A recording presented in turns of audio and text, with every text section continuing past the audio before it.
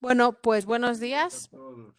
buenos días a todos, Gregorio, Mariano, Buenos días. encantados de estar una mañana más con vosotros Buenos en una días. sesión formativa de IPEX. En el caso de hoy vamos a hablar de riesgo reputacional, la imagen y el valor y su valor corporativo. Y bueno, nada, a los participantes, a las empresas de Castilla-La Mancha, pues los digo lo mismo de todos los días, que bueno, que muchas gracias por estar y que a continuación de la jornada os enviaré la grabación y la documentación que compartan conmigo Gregorio y Mariano. Poco más tengo que deciros, lo único que, como siempre, mantenemos los micrófonos apagados, excepto que queráis hablar, que entonces sí podéis encender vuestro micrófono y aportar o a preguntar o comentar lo que necesitéis. Y nada más, que muchas gracias a todos y te doy paso, Gregorio. Pues muchísimas gracias, Teresa. Permitidme que soy Gregorio Olmedo y voy a presentar a CIEDO. CIEDO es el Centro Internacional de Estudios y Desarrollo Organizacional. Desde nos encargamos de acompañar a las empresas y a las organizaciones pues, para establecer metas y objetivos concisos, ayudando a la toma de decisiones y así que se puedan alcanzar los propósitos que se proponen. En cuanto a los componentes de CIEDO, pues somos un equipo multidisciplinar formado en grandes compañías y que utilizamos las técnicas para los negocios que consideramos más novedosas y eficientes con el propósito de crear planes de acción acordes a las situaciones actuales de las empresas y de sus entornos, ¿no? Bueno, y no me entretengo más con CIEDO. Os presento a nuestro querido Mariano Blanco. Mariano Blanco es un profesional del seguro durante más de 35 años en diversas multinacionales, tanto españolas como británicas, suizas y norteamericanas. Mariano es licenciado en Ciencias Económicas y Empresariales por la Complutense de Madrid y licenciado en Derecho por la UNED. Máster del IES de Barcelona en Comunicación y Recursos Humanos, además de distintos cursos de posgrado, pues quiero recordar por la Universidad de Comillas, más de ellas alemanas, la Gustav Kaiser, Otto Walter, etcétera. Es miembro de la Junta Directiva de la Asociación Española de Gerencia de Riesgos y Seguros, AGERS, y es profesor invitado en diversas universidades y escuelas de negocios, tanto en España como en Latinoamérica. En cuanto a la relación con CIEDO, pues es el responsable del área de riesgos y seguros. Y poco más, Mariano, por favor, ilústranos con tus experiencias. No Gracias. sé si... Gracias, gracias Teresa y muchas gracias Gregorio. ¿Se ve en pantalla? ¿Se ve la presentación o no? No, has dejado de compartir. Ahora Ah, estamos viendo solo las cámaras. Tienes que volver a compartir. a ver si ahora se ve. Va a empezar a verse en un momentito. Correcto. Ahora, si le das a pantalla completa ya, lo A ver, vemos soy perfecto. capaz. Muy Sí, bien, creo que ya se ve, ¿no? Vale, sí, Sí, pues señor. perfecto. muchísimas gracias a todos.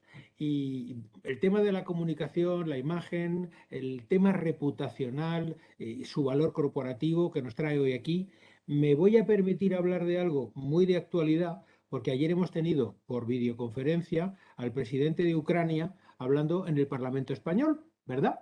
Y eso es un ejercicio fantástico reputacional, que por cierto, en la guerra no sé cómo les va, creo que bastante mal, pero el tema reputacional, el tema del valor de la imagen, lo están consiguiendo ganar por goleada. Están consiguiendo presentarse ante el Parlamento de Alemania, el Parlamento francés, por supuesto el Parlamento español, también estuvo hablando para el Senado norteamericano. Es decir, la cantidad de actos que el presidente de Ucrania está organizando, con mayor o menor éxito, pero está consiguiendo llamar la atención del público internacional hacia su causa. Y es eso de lo que hablamos hoy, de conseguir que la reputación tuya, que tu causa, seas un país como Ucrania o seas una empresa del segmento que sea, del sector que sea y del tamaño que sea, que se proyecte tu mejor imagen y que tus valores corporativos sean los que prevalezcan en el mensaje que se lanza. Esa es la idea. Y también, de muy candente actualidad, no puedo por menos que mencionarlo. No sé a cuántos de los presentes les gusta comer pizza. a mí me gusta mucho la pizza y en mi familia somos clientes de pizza congelada de la marca Buitoni. No sé si son conscientes ustedes de que en Francia van ya al menos 2 niños muertos y hay 70, 80 hospitalizados por haber consumido pizzas de la marca Buitoni, que por cierto, Buitoni forma parte del grupo Nestlé, o sea que no estamos hablando de cualquier empresita de nada. Y sin embargo han tenido unos problemas bueno, en la fabricación de estas pizzas que se han contaminado con bacterias de Escherichia coli, una cosa muy desagradable y además muy peligrosa hasta el punto de que al menos ya hay 2 muertes atribuidas a esta crisis. Buitoni tuvo hace pocos años, como 3 años, tuvo otra crisis también en Francia relativa a que habían utilizado, sin decirlo, carne de animales no precisamente, o sea, no era ni cerdo, ni vaca, ni ternera. Estaban utilizando carne de caballo, sin decirlo. Y también tuvieron un problema reputacional importante.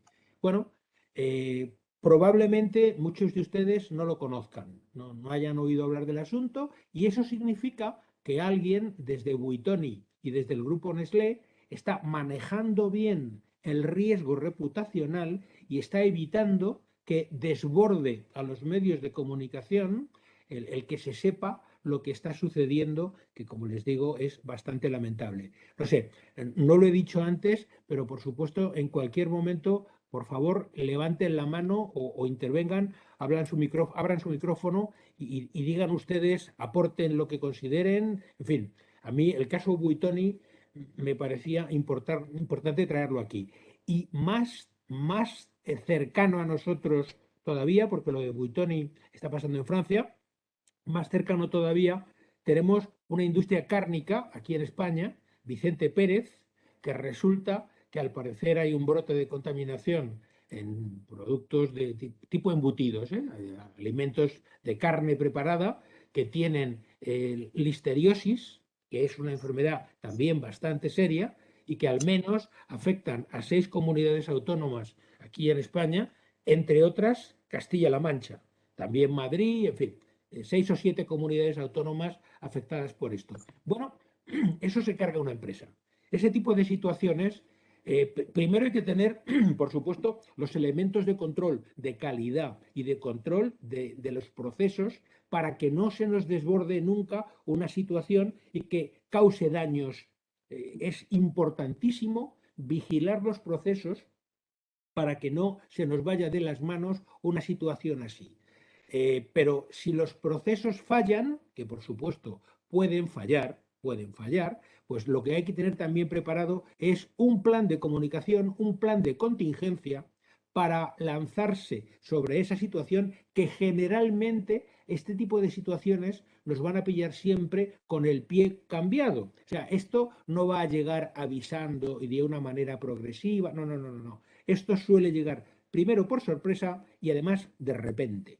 Y entonces nos encontramos con una situación bastante crítica que, entre otras cosas, pone en peligro la propia continuidad de la empresa. O sea, lo que estamos hablando es de la muerte empresarial, que este tipo de cosas pueden llevar aparejada. Y ha habido muchísimos casos en la historia y precisamente lo que vamos a ver hoy es un repaso de casos históricos.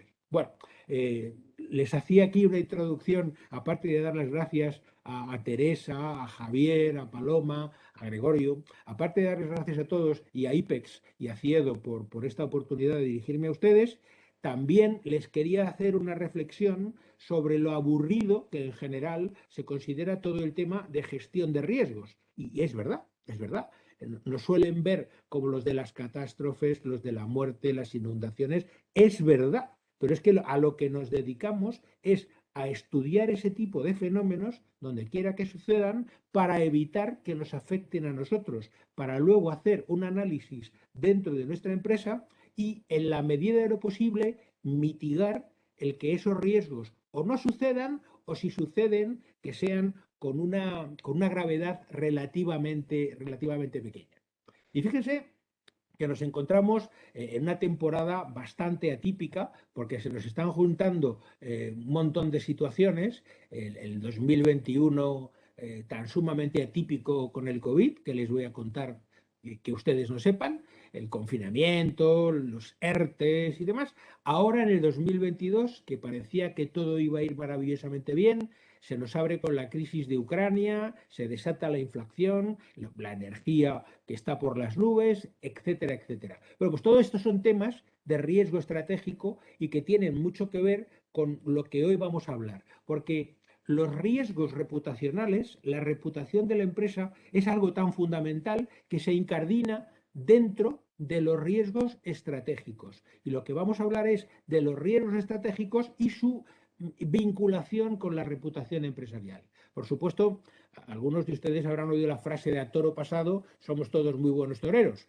Eso es lo que vamos a hacer, porque yo voy a analizar, jugando con ventaja, una serie de cosas que han sucedido a empresas con nombres y apellidos, que ahora los vamos a ir viendo, y cómo esas empresas pues, se han visto afectadas de una manera o de otra.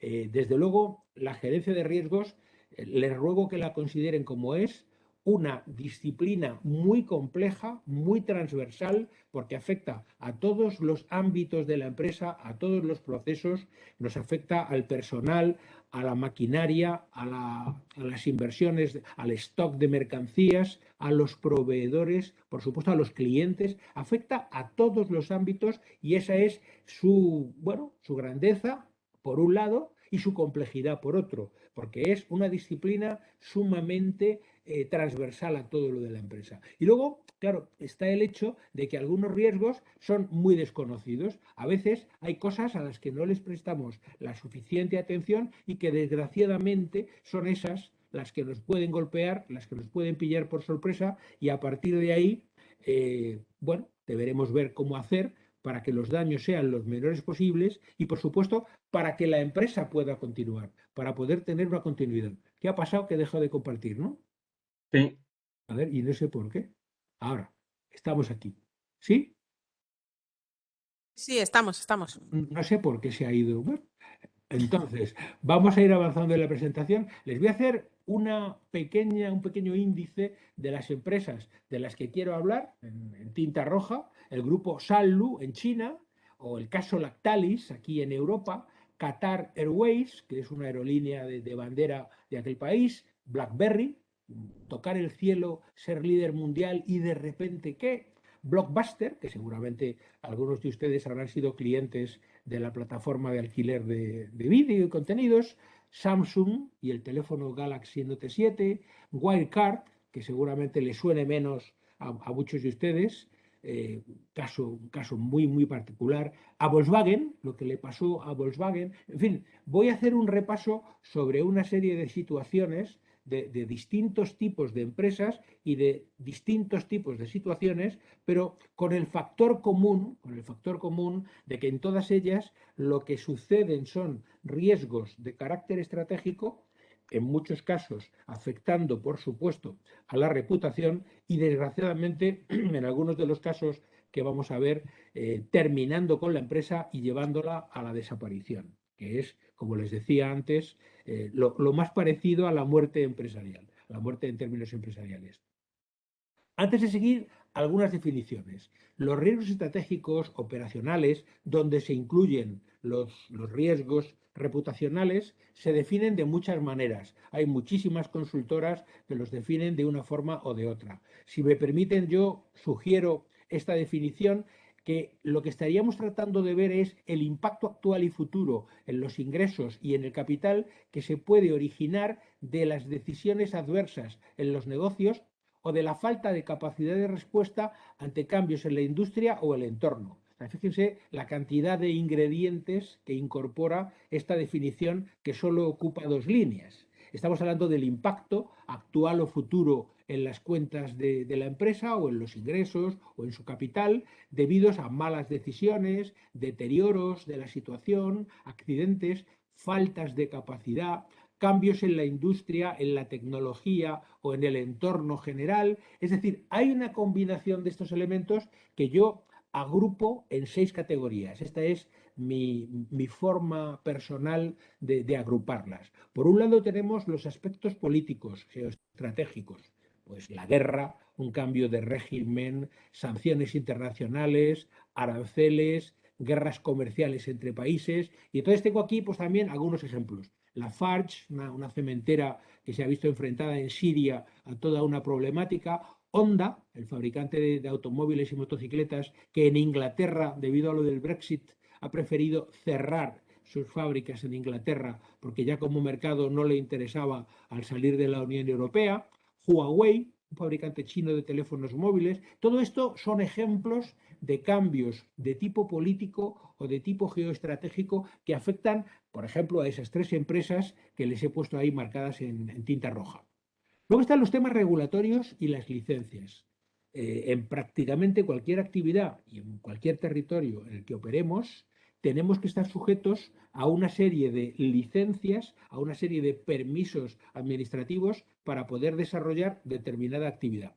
Y a veces la pérdida de esa licencia, por la razón que sea, por un incumplimiento, por una sanción, etcétera, pues nos puede llevar a situaciones también sumamente graves y nos puede incluso obligar a replantear el negocio o a cerrarlo.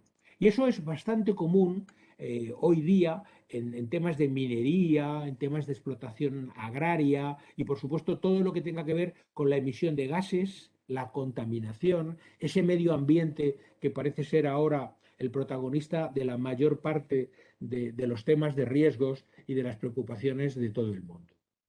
El tercer tema, el tercer apartado de esta categoría de riesgos estratégicos, operacionales y de reputación sería la innovación tecnológica. A veces nuestra empresa o nuestro producto, lo que vendemos, lo que fabricamos, se queda obsoleto, se queda fuera de mercado o no somos capaces de adaptarlo. Y entonces ahí les pongo como ejemplo Kodak, que sin duda todos conocen, un fabricante importantísimo de material fotográfico que no se dio cuenta que el mundo estaba evolucionando hacia la fotografía digital, bueno, la fotografía sin necesidad de película. Y entonces eso a Kodak pues, le ha supuesto un golpe bastante importante. Han sobrevivido, se han reinventado, pero con facturaciones mucho más pequeñas de las que solían. Luego está el cambio de condiciones, un tema de medio ambiente, un accidente grave, un defecto en el producto como le acaba de pasar a Buitoni, un problema de finanzas de manera así inesperada, que tenemos poca liquidez, ese tipo de cambio de condiciones, bueno, pues también sucede, también sucede. Maggi, que es una empresa de alimentación, de sopas y comidas preparadas, también ha tenido algunos incidentes y, por cierto, también forma parte del grupo Nestlé. Además, les tengo que decir, tanto en el caso de Buitoni como en el caso de Maggi, yo soy cliente de esos productos, o sea, que me siento ahora mismo en la fila de los perjudicados o potenciales perjudicados por este tipo de situaciones. Después está el fraude. La empresa toma decisiones erróneas, decisiones torcidas y, lo que es peor, es descubierta. Y también veremos que este tipo de situaciones son más frecuentes de lo que nos podamos imaginar y además por parte de empresas muy importantes, de verdaderos gigantes del mundo empresarial, toman este tipo de camino y finalmente, por un problemilla de fraude, se ven abocados a severas pérdidas. Luego está mi causa favorita y además una de las más comunes que nos encontramos y son las malas decisiones. Nos equivocamos al decidir, algo no sale como lo habíamos planeado y eso pues nos lleva a situaciones muy complicadas. Decía Séneca que errar es humano, perseverar en el error es diabólico. Bueno, pues ese es el fondo de la cuestión. Hay que saber que podemos equivocarnos, claro que sí.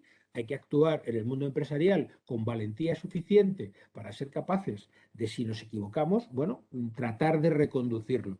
Pero no perseverar en el error, corregir, estar vigilantes y corregir. Bien, vamos a empezar entonces, porque claro, en todo esto de la reputación, de lo que hablamos es de percepciones. Esos riesgos estratégicos, esos valores corporativos, esa imagen son de los temas de riesgo más difíciles de controlar. Pero además hay otras características, porque todo esto puede venir dado por un problema interno, pero también nos puede venir por una causa exógena, por algo del exterior. Y luego además ya lo he dicho hoy varias veces, es algo que suele ser de manera fulminante. ¡Pah! Aparece como un zarpazo y te cambia todo de una forma radical y fulgurante. Entonces, además, hay otra característica muy, muy importante. Para los riesgos de tipo estratégico no siempre existe la alternativa de transferir el riesgo, de contratar un seguro. Y en el caso de la reputación, para nada. Eso es imposible de asegurar. Es decir, o lo salvaguardamos con medidas de control desde el interior de la empresa o no vamos a poder hacer nada por cambiarlo. Entonces, claro, lo que se pone en cuestión aquí es la continuidad de la empresa. Y de ahí vienen esas teorías de los cisnes negros, de la que seguramente han oído ustedes hablar. Los cisnes negros son esos fenómenos que se abaten sobre nosotros y que caen como una maldición y nos estropean la situación. El COVID, la pandemia del COVID-19, sería un buen ejemplo de cisne negro en el terreno empresarial. La teoría de los cisnes negros es ya bastante clásica, aunque provenga de los años 90, pero ya se ha convertido en una teoría bastante conocida para explicar el advenimiento de ciertos tipos de fenómenos. Luego está una teoría más moderna de una profesora norteamericana, Michelle Booker, que habla de rinocerontes grises. Y los rinocerontes grises serían parecidos a los cisnes negros, ¿verdad? Pero el rinoceronte gris se caracteriza por su enorme tamaño, es un bicharraco, tamaño rinoceronte, que está ahí delante de nosotros, que lo estamos viendo, pero que nadie hace nada por salvaguardas. Y ahí el ejemplo clásico de esta categoría de situaciones de los rinocerontes grises sería precisamente el cambio climático. Estamos viendo que el clima cambia, estamos teniendo una serie de fenómenos, ya tenemos bastantes afectaciones. Además, España es uno de los países que va a tener más repercusiones en esto, que se va a encontrar abocado a mayores cambios y, sin embargo, parece que la acción no está yendo todo lo ágil que se debería, todo lo ágil en materia de cambio climático. Parece que nos estamos tomando mucho tiempo en meditar. Bien, entonces si les parece, yo les voy a ir hablando ahora de una serie de casos, les voy a hablar del problema, de sus consecuencias y ustedes califican cuál de esas 6 categorías de las que hablábamos es la que está involucrada en cada situación concreta. Hablamos de aspectos políticos, regulatorios, innovación tecnológica, deterioro de las condiciones, fraude o malas decisiones. Y les advierto que para cada empresa de las que vamos a ver pueden intervenir varios de estas categorías. El caso Sallu. Sallu es un fabricante de leche maternizada, leche para bebés, en China. Es una empresa estatal. Y en el año 2008 se descubre que a la leche para bebés le añadían melanina, lentamente, ya les estoy dando pistas, un producto con perniciosos efectos que hacía que los niños se pusieran malitos.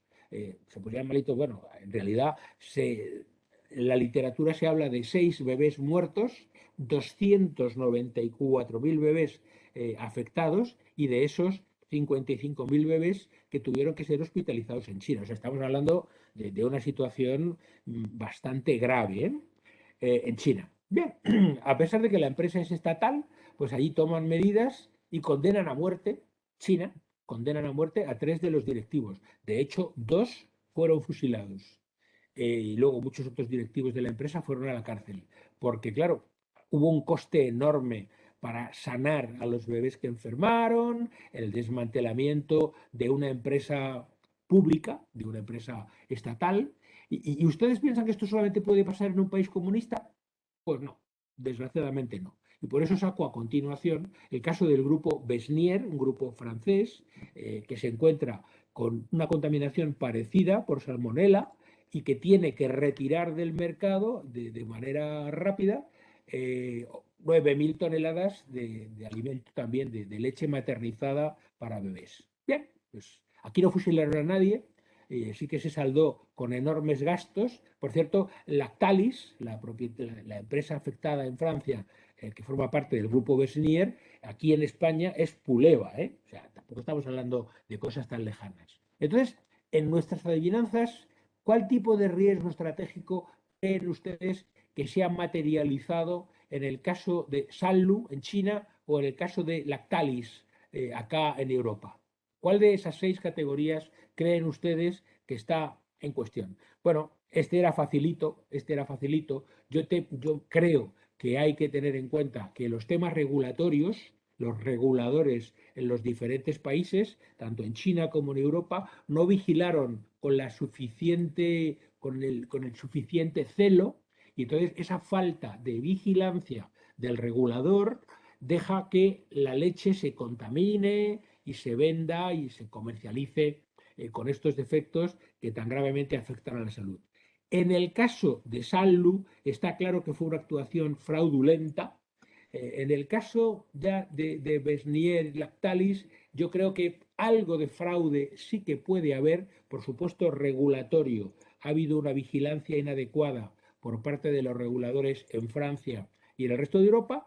Y luego hay un accidente. La contaminación por salmonelosis no se produce tanto de manera deliberada, sino que se produce por un accidente, se contamina, que es lo que parece que ha sucedido en el caso con el que empezábamos, en el tema de Buitoni, con sus pizzas congeladas, que como les digo, tanto me preocupa porque en mi frigorífico de casa suele haber de ellas. Bien, pues aquí tenemos un ejemplo. Y por cierto, ¿alguien había oído hablar de esto? ¿Alguien conocía el caso Lactalis o que Puleva o que Besnier o que Odwalla? Odwalla es otro ejemplo. Era un fabricante de zumos y refrescos. Fabricaba unos zumos excelentes, con un sabor muy intenso, muy naturales, pero para no perjudicar ese sabor, la decisión de Odwalla es que no se pasteurizan. Es decir, los zumos se venden frescos. Y claro, es muy fácil que se deterioren. Tienen muy poca vida en la estantería y en cuanto que el zumo se queda en el supermercado más de 3 días, aquello empieza a tener bacterias y demás. Bueno, Odwalla tuvo un problema gravísimo en Estados Unidos. Odwalla desapareció. Es una marca que se la llevó una crisis reputacional, y todo lo que era Odwalla, sus fábricas y demás, hoy forman parte del grupo Coca-Cola, que lo compró aquello a precio de chiste y que ahora siguen fabricando zumos de naranja y bebidas excelentes con toda la pasteurización y con todas las medidas de control para evitar que esto suceda. ¿Vale?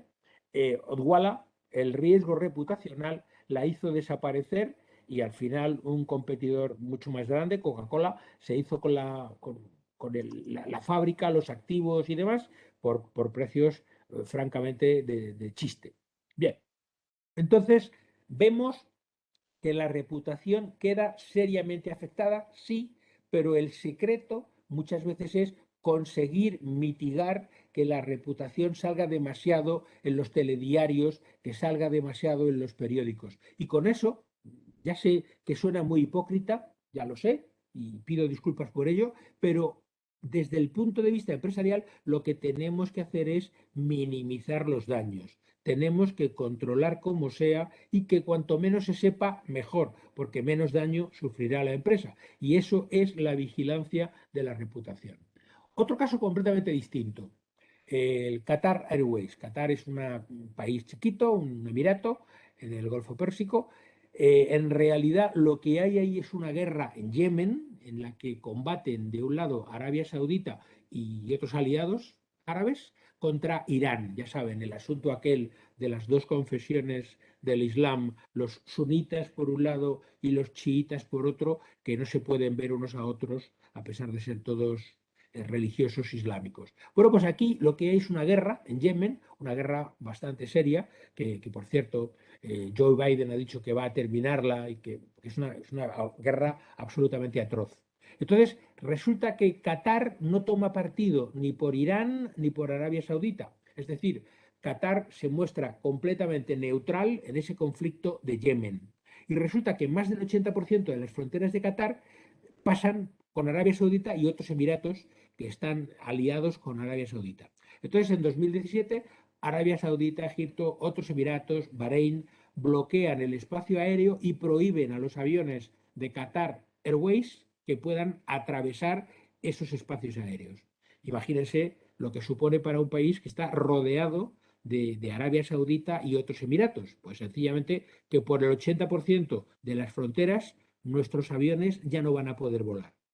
Qatar ha tenido suerte y ha encontrado en otro jugador regional, en otro actor geopolítico importante como es Turquía, también con Irán y algo menos con Irak, ha encontrado unos pasillos de salida que le permiten seguir dando salida a los aviones porque Qatar, aunque es un país chiquito, se configura como una especie de hub, de eje, en el que confluyen muchas rutas aéreas a precios muy interesantes y desde luego es un negocio muy bollante, rutas entre Europa y Asia, ¿vale?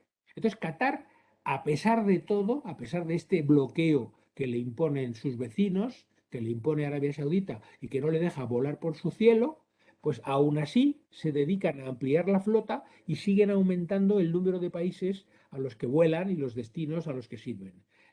Claro, aquí la cosa es que el dinero no es un problema para Qatar. Es un emirato petrolero, le sobra riqueza petrolera y tienen el dinero como castigo, más que como un requisito. Entonces, además, como buenos árabes que son, tienen habilidad negociadora y demás. Bien, ¿qué tipo de riesgo estratégico creen ustedes que le sucede a Qatar cuando tiene que enfrentarse a esta situación? ¿Cuál piensan ustedes que es el componente que se materializa en esta crisis? Bueno, evidentemente les he hablado de la guerra de Yemen, de las tremendas situaciones que se están viviendo en Yemen como consecuencia de esa guerra, y efectivamente aquí estamos hablando de un tema de conflicto geopolítico, geoestratégico, de antagonismo entre bloques y que pilla por medio a un país como Qatar, que lo que pretendía era precisamente mantenerse neutral a toda costa. Al final se nos olvida muchas veces, pero saben que ayer en nuestro Parlamento el presidente de Ucrania ha mencionado a 3 empresas españolas, 3, además.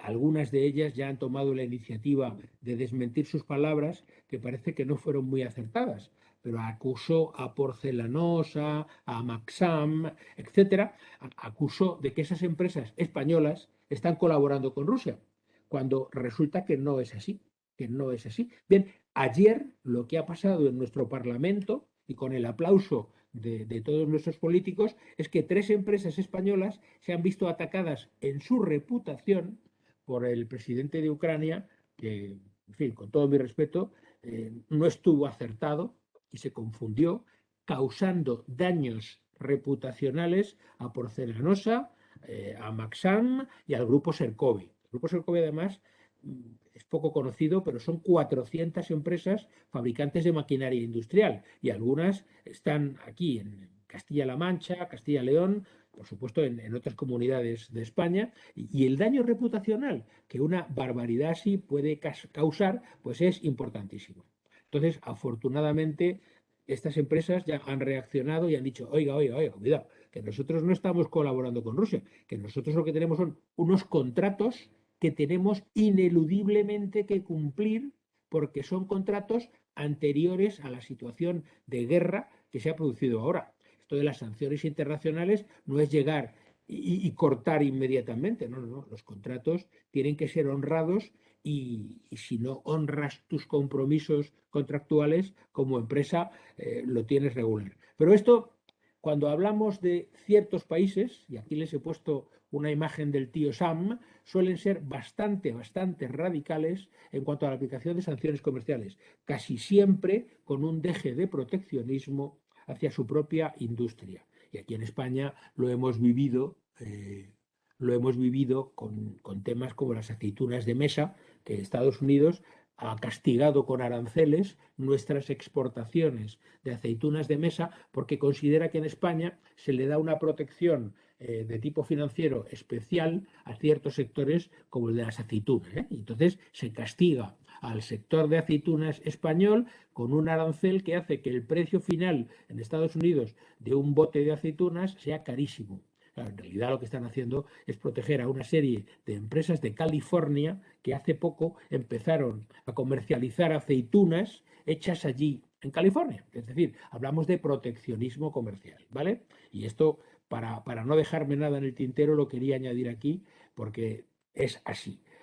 Al final, Qatar, volviendo al tema de Qatar Airways, ha tenido un resultado bastante satisfactorio, bastante feliz, ha conseguido que las tensiones geopolíticas, que son muy dañinas, que pueden hacer muchísimo daño, les afecten poquito, poquito. Pero piensen en países sancionados como Cuba, Venezuela, Sudán, Angola, que tienen tremendos bloqueos internacionales, que ven severamente afectadas sus economías y que además ustedes, como empresarios, si mañana tienen una buena oportunidad de exportar mercancías a Cuba, a Venezuela o a Sudán, pues van a tener que pensarlo detenidamente, porque si ustedes lo hacen, podrán ser considerados colaboradores por parte de Estados Unidos, de Inglaterra o de la propia Unión Europea, podrían ser ustedes considerados colaboradores con un régimen sancionado, y eso les puede complicar la vida desde el punto de vista regulatorio, desde el punto de vista de sanciones, y llamar la atención de las autoridades españolas,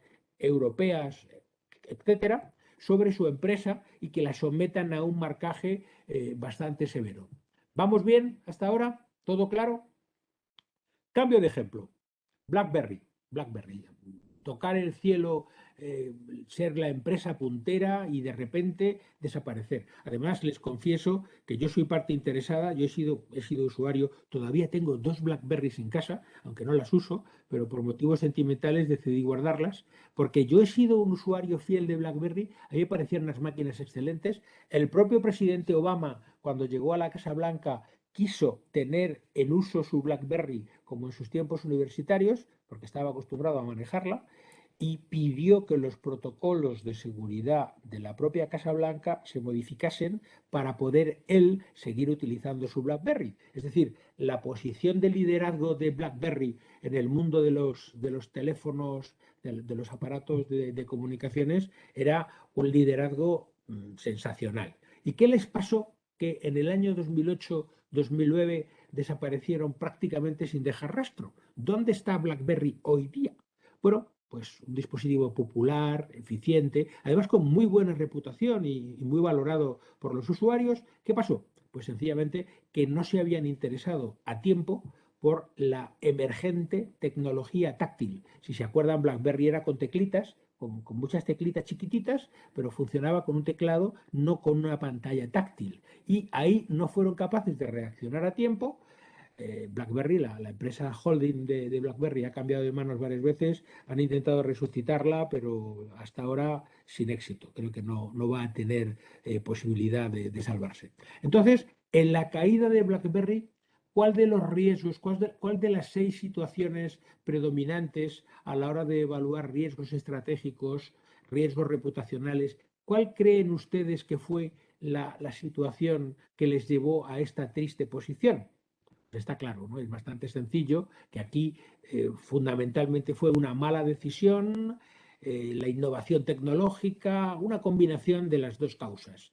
Por un lado, la innovación tecnológica que no supieron ver y por otro lado, las malas decisiones que tomaron. O sea, que se combinan aquí dos causas para llegar a la situación actual. Por cierto, Nokia también era una marca fantástica de teléfonos. Yo me acuerdo que las baterías duraban 3, 4, 5 días, ¿no? Y que eran, pero eso sí, solamente servían para hablar. Eran teléfonos que tampoco vieron el cambio de tecnología hacia las pantallas táctiles y que, por supuesto, también desaparecieron prácticamente.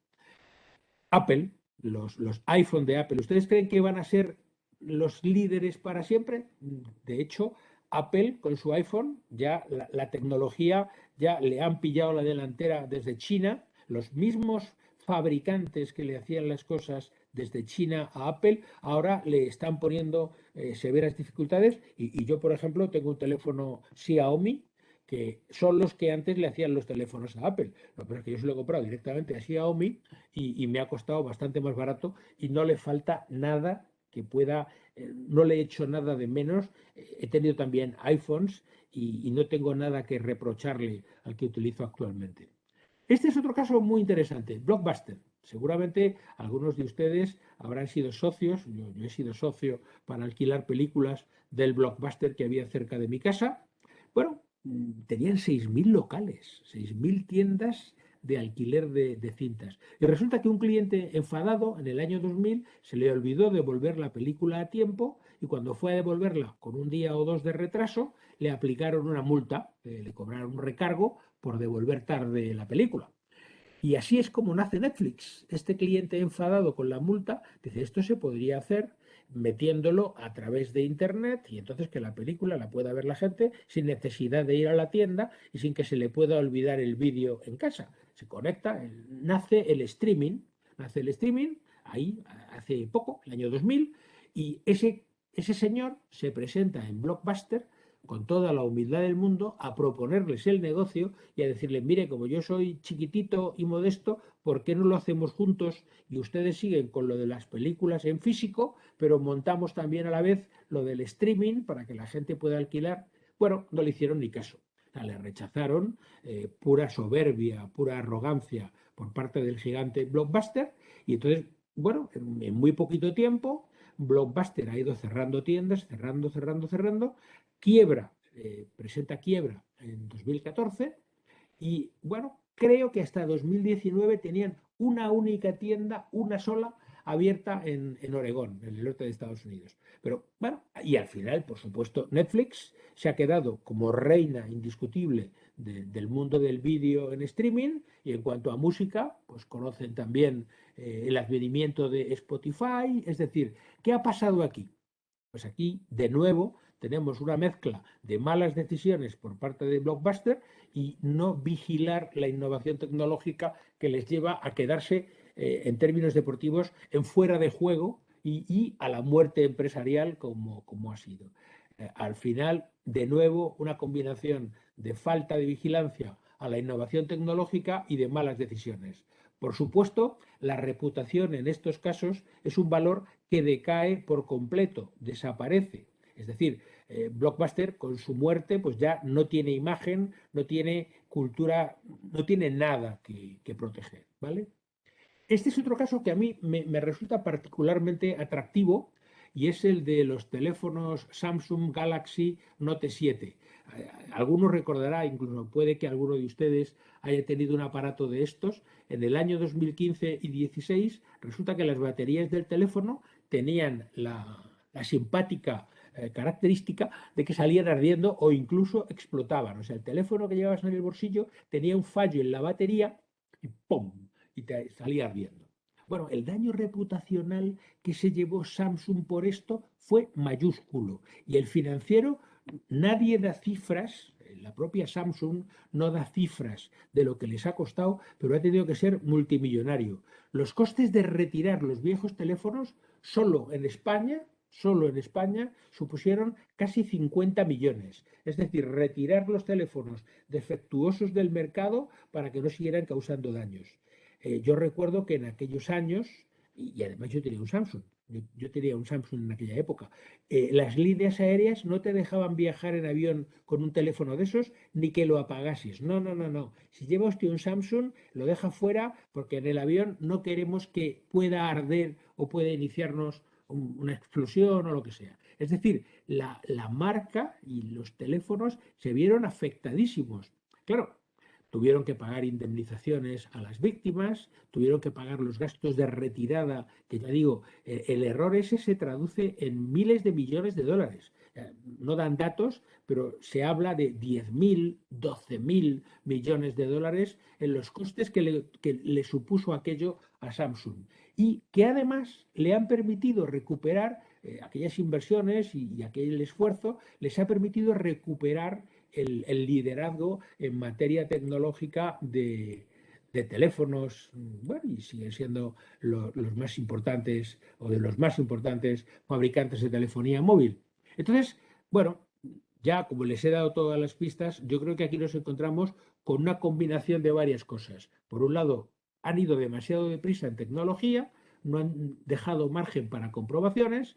Por otro lado, han tomado malas decisiones y luego un accidente inesperado. El accidente inesperado es que el suministrador que les vendía las baterías las envolvía, el aislamiento que llevaban las baterías era endeble e insuficiente. Ellos no lo comprobaron, era un proveedor de Samsung de siempre y tiraron para adelante. Al final, yo creo que no hay tema regulatorio, aunque las autoridades no han hecho nada, y muchas veces pasa que la industria se tiene que autorregular, se tiene que regular por sí mismo. Yo destacaría la campaña promocional que ha hecho Samsung y que a lo mejor alguno de ustedes se ha dado cuenta, utilizar una canción muy, muy funky, muy, muy moderna, Give the people what they want. Una canción en la que lo que decía en el mensaje es: le damos a la gente lo que nos pide, le damos a la gente lo que solicita. Es decir, estamos pensando en el cliente. Bueno, pues esto, ¿ustedes creen que solamente le ha pasado a Samsung? Pues resulta que Apple, la famosa fabricante de los iPhones, ha tenido 11 casos similares, en los que también había problemas de baterías graves, problemas de antenas y demás. De nuevo la hipocresía de la que les hablaba antes. Apple ha conseguido que todo esto pase completamente desapercibido y que no se note. Por eso, la importancia de tener bien definido un plan de crisis y definidas las acciones en cuanto a comunicación de crisis. Si el día que pase nos pasa lo más inesperado, tenemos que tener las pautas de cómo empezar, tenemos que tener designado, por ejemplo, quién va a poder opinar, quién va a poder presentarse ante los medios de comunicación y que no lo haga cualquiera, que no sea cualquiera, no. Tenemos que tener seleccionada la persona que va a poder hablar, porque esa persona es la que va a defender nuestra cara más amable, la cara más amable de la empresa cuando empiecen a pasar cosas desagradables, ¿vale? Wirecard. Wirecard, no sé si a alguno le suena, hasta 2018 había y sigue habiendo, un oligopolio típico de tres, que son Visa, Mastercard y American Express, que son los tres emisores de tarjetas, seguramente las que ustedes y yo usamos, pues son de una de esas tres marcas, Visa, Mastercard o American Express. Resulta que en Alemania, un señor, Marcus, pues se le ocurre un sistema de pago electrónico, unas tarjetas súper especiales y demás. En menos de 2 años se sitúa como una nueva forma de pago, un nuevo competidor en el mundo de las tarjetas de crédito, pero bueno, en realidad aquello que parecía casi un milagro no funciona. Y Wirecard, hago el chiste, se ha desmontado como un castillo de naipes, como un castle of cards. Se ha desmontado rapidísimamente, y todo porque su expansión en Asia, que también fue brutalmente veloz y eficaz, se topó con el supervisor de Filipinas. En Filipinas supervisaron las cuentas de Wirecard y se dieron cuenta de que aquella contabilidad era más ficción que otra cosa. Y entonces esto les llevó rápidamente a perder toda su credibilidad y a derrumbarse. Por cierto, Wirecard había llegado a importantes acuerdos con empresas y con bancos de Europa, especialmente de Alemania, y tenía incluso correos, la Deutsche Post, los correos de Alemania, pues tenía una predilección especial por utilizar como medio de pago las tarjetas de Wirecard. Bueno, pues al final todo esto se ha desmoronado, como les digo. Había fraude, les señalo ahí en letras más grandes en colorado el fraude como elemento, estaban engañando a mucha gente durante demasiado tiempo. Luego había malas decisiones, por supuesto que inopinadamente el gobierno de Filipinas se lanza a investigar. Tecnológicamente la idea de Wirecard era demasiado buena para ser cierta. Y luego, fíjense, Estados Unidos y la Unión Europea, ahí hay una pugna y estaban protegiendo los Estados Unidos a su industria de tarjetas de crédito. No es casualidad que Visa, Mastercard y American Express, las tres son norteamericanas. Y claro, va a llegar ahora uno de Europa a quitarnos una parte del pastel. Entonces, esto es una teoría personalísima mía, pero yo creo que alguien le avisó a los reguladores de Filipinas debajo de qué alfombra había que mirar para descubrir las vergüenzas de Wirecard. Y entonces se lanza el mensaje en Filipinas. Alguien se toma la molestia de vigilar el regulador, el regulador financiero de Filipinas, y descubre una serie de anomalías que acaban con Wirecard en el suelo, completamente destruida, en un lapso rapidísimo. Es decir, hay algo ahí que no nos han contado. Luego, el caso de Volkswagen. Yo tengo 2 Volkswagen en casa. Saben ustedes que Volkswagen decía que sus coches contaminaban muy poco, que producían muy poco humo, los vehículos diésel y demás, pero que en realidad lo que habían hecho era instalar un software fraudulento facilitado por Bosch, vendido por Bosch, y ese software lo que hacía era disimular las emisiones contaminantes, pero solo lo hacía cuando el coche estaba siendo sometido a control. El coche tenía una forma de detectar que estaba en la ITV, digámoslo así, y entonces el coche ahí echaba menos humo del que generalmente echaba. Bien, eficiencia alemana. Bueno, al final a Volkswagen esto le ha costado muchos millones, miles de millones, y al final han tenido que defender, combatir para proteger su imagen de marca y su tecnología alemana de vanguardia y demás. Pero fíjense que Bosch no ha salido en la foto. O sea, Bosch sencillamente no ha salido reflejada. Y es que Mercedes, Toyota, Nissan, etcétera, hay toda una serie de marcas que también estaban utilizando el mismo software y además proporcionado por la misma empresa, por Bosch. Y sin embargo, todas estas han salido indemnes de este asunto. Bueno, yo creo que aquí también hay algo de proteccionismo, y que una universidad modesta de los Estados Unidos descubra por casualidad toda esta historia. Yo creo que aquí hay también una parte de proteccionismo de la industria americana tratando de defender a su maltrecha industria automotriz. Todas las grandes empresas norteamericanas del automóvil están fatal. Por supuesto, hay un fraude deliberado y vergonzante por parte de Volkswagen, que utiliza un atajo, utiliza un truco. En lugar de invertir de veras en la reducción de los gases del escape, lo hace de otra manera. Sí, también hay innovación tecnológica y malas decisiones, pero fíjense que yo les he puesto ahí el fraude como elemento fundamental de esta crisis. Los daños para Volkswagen han sido enormes, les ha costado mucho, pero gracias a su músculo financiero, a su potencia, han conseguido adaptarse a la situación, y en el fondo ha sido más barato a pesar de lo brutal del tema. Y por supuesto, bien por Bosch, por Mercedes, por Renault, por Toyota, Nissan, etcétera, que han salido completamente en silencio y sin marca ninguna, a pesar de que hacían exactamente lo mismo, ¿vale? Volkswagen ha conseguido remontar, vuelve a tener su reputación perfectamente alta, vuelve a tener el liderazgo mundial en la venta de coches, de automóviles, junto con Toyota. Y al final, bueno, aquí no ha pasado nada, a pesar de que han habido unos casos enormes. Bueno, pues fíjese los casos que llevamos vistos, tengo algunos más. No quiero dejar de mencionar, y estoy avanzando deprisa porque me doy cuenta que me he comido el tiempo, pero quiero llegar al caso de Boeing. Boeing, que a mí me parece espectacularmente grave. Además, hace 2 o 3 semanas se ha vuelto a caer otro avión otro 737 de la serie MAX 800 en China. Tampoco han habido supervivientes, o sea, toda la tripulación y todos los pasajeros han fallecido. Me imagino que conocen ustedes el caso.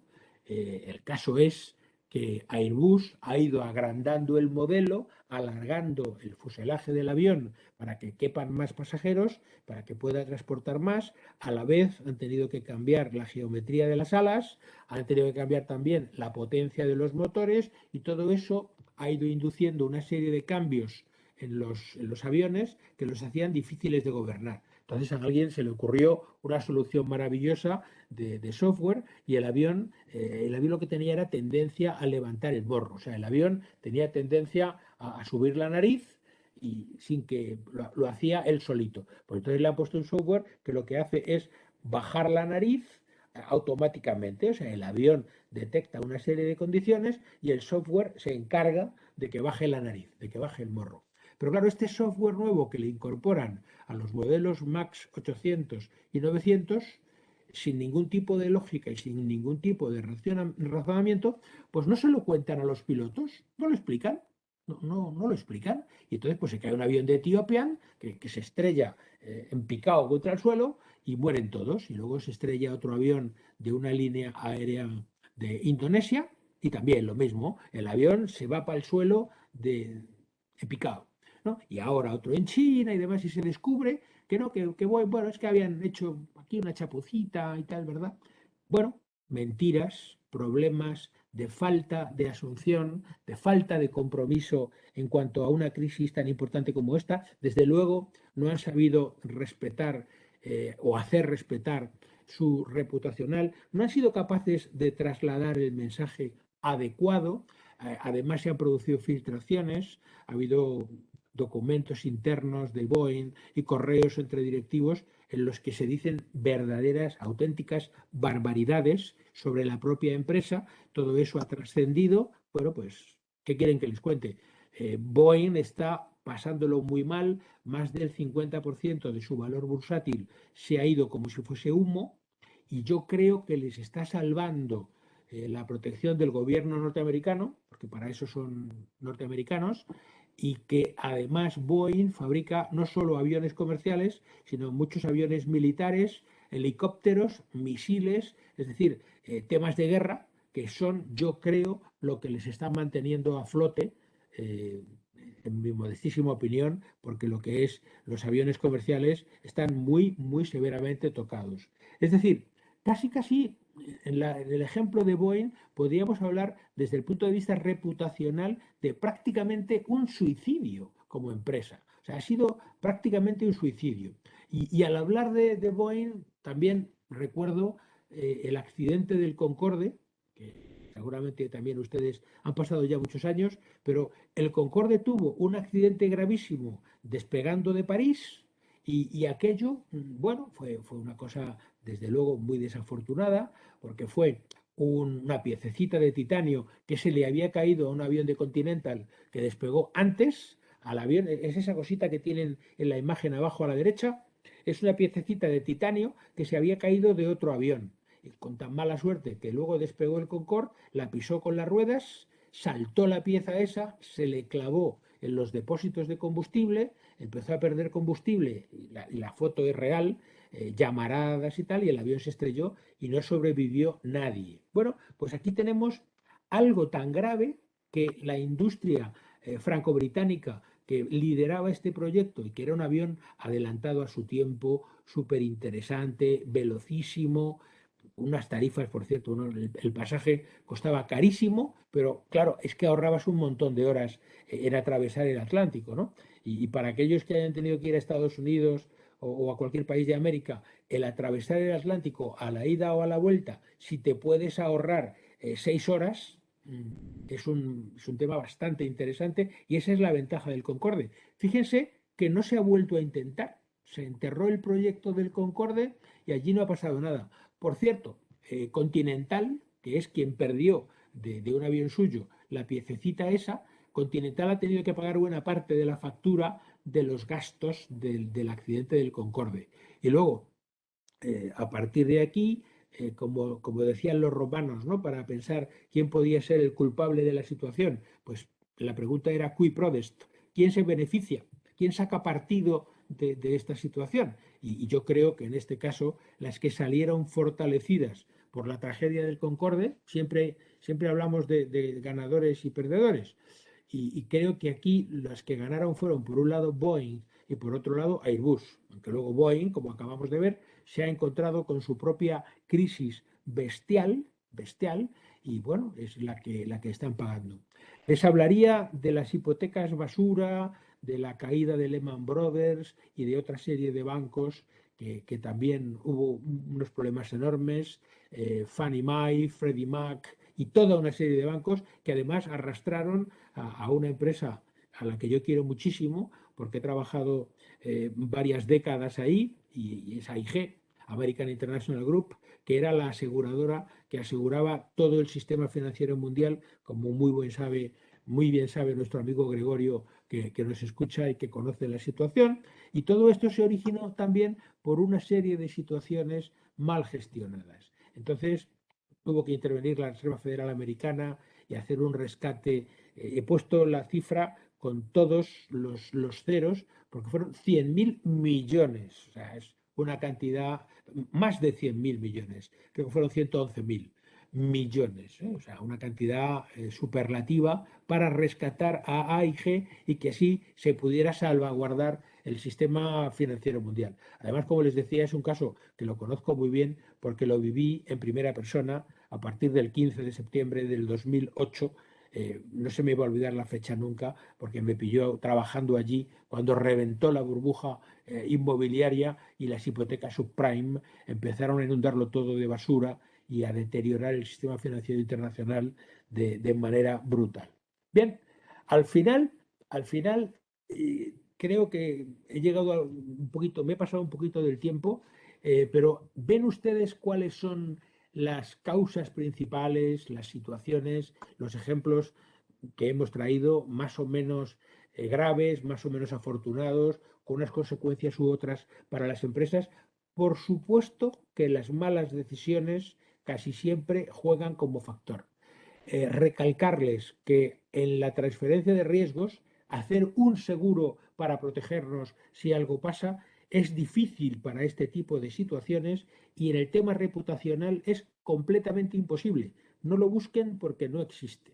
O sea, no se puede comprar ninguna protección, ningún antibalas que nos proteja contra un daño reputacional. Y eso es precisamente lo que le da la importancia y por eso les recomiendo que elijan muy bien su análisis, porque la gerencia de riesgos como disciplina transversal necesita, en particular para ciertas cosas como la reputación, ser analizada de una manera muy, muy detenida, ser mirada con mucho cariño y con mucho cuidado para que no nos sorprenda.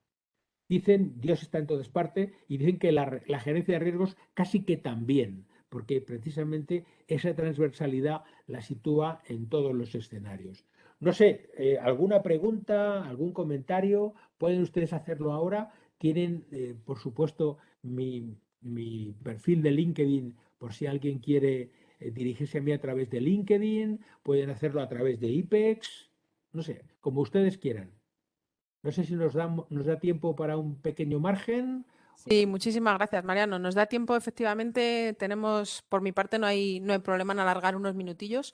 Si vosotros no tenéis inconvenientes, si alguien quiere comentar algo, hacer alguna pregunta o lo que sea. Muy, muy interesante todo lo que nos has estado contando. Gracias, De Teresa. verdad, es que hay veces que no, bueno, o te lo cuentan o no lo No piensas, lo claro. vemos. ¿Alguien quiere comentar alguna cosilla o quiere hacer alguna pregunta a nuestros ponentes de hoy? Oye, yo por animar a los ponentes, yo creo, enhorabuena Mariano por esta explicación y muchas gracias por habernos permitido conocer de tus experiencias, ¿no? Aquí no estamos hablando, no estamos hablando nada de teorías y son cosas que efectivamente, claro, que se pueden estudiar en la universidad, pero creo que es en una manera muy práctica como tú lo has venido a exponer. Sé que te gusta, como no puede ser de otra manera, pues hablar de aquellos errores que son súper conocidos y que afectan, en principio, siempre pones ejemplos de grandes compañías, que creo que es la mejor forma de verlo. Pero creo que has hecho en esta exposición, en este acto de formación, Mariano, has hecho, en el momento de las definiciones, has hablado de 6 puntos que creo que estos 6 tipos de riesgos, que los podemos llamar estratégicos y que evidentemente, por supuestísimo, que afectan a la reputacional, creo que en cada una de nuestras compañías, con dependencia del tamaño, creo que todos nos pueden afectar. Y ahí sí que invito a los participantes a que repasen esas 6 fórmulas, esos 6 aspectos que al final van a tener o podrían tener, ojalá que no, pero que podrían tener claramente un efecto y un impacto en nuestra cuenta de resultados en las compañías, incluso como tú dices, en casos muy flagrantes que se ha llevado a la desaparición, ¿no?